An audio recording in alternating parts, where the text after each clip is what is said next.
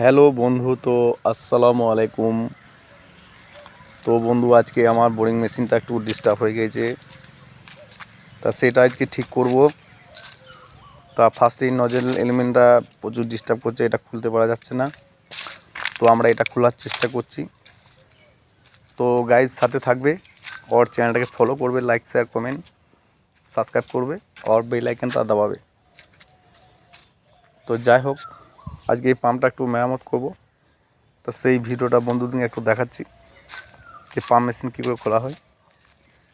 এটা তো সবাই দেখে না, তো যারা দেখেছে তারা ভালো, আর যারা না দেখেছে সেটা আরও ভালো।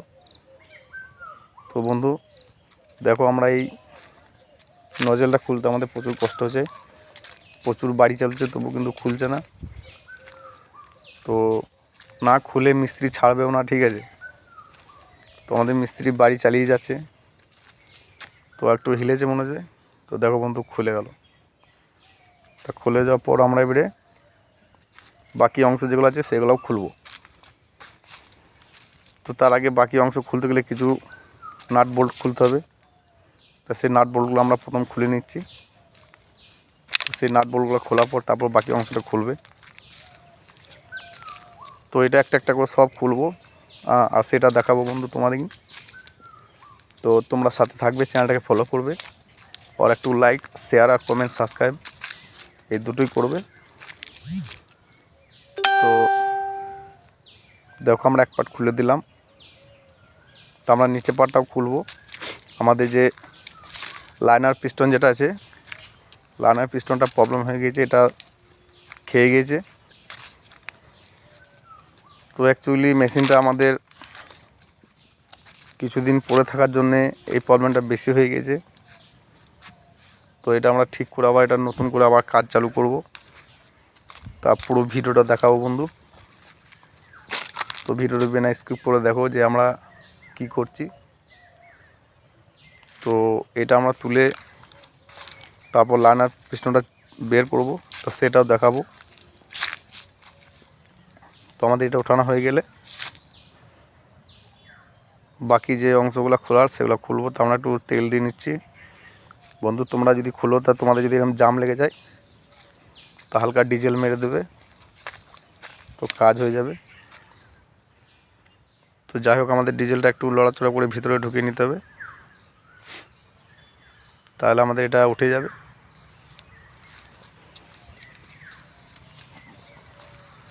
তো আমরা এবার একটু হিলিয়ে দেখবো যে উঠে নাকি। তো আমরা এটা হিলিয়ে দেখছি, হ্যাঁ, তো আমরা বেরিয়ে গেলো। যাই হোক, তো আমরা বাকি ভেতরের অংশগুলো কীরকম আছে সেটা দেখছি একটু। তো বন্ধু, এটাকে পিস্টন বলে।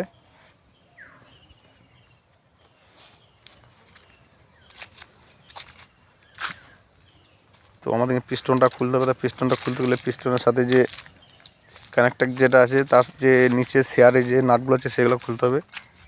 তা সেগুলো খুলতে গেলে আমাদের এই চাপাটা খুলতে হবে। তো আমরা চাপাটা খুলছি।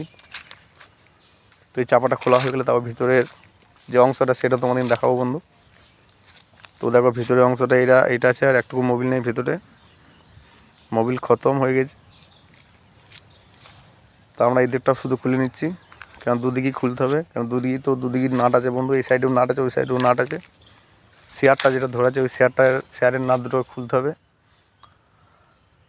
তো শেয়ারের নাট দুটো খুলতে গেলে আমাদের এই চাপাটাও খুলতে হবে। তো আমরা তার জন্য চাপাটা খুলছি।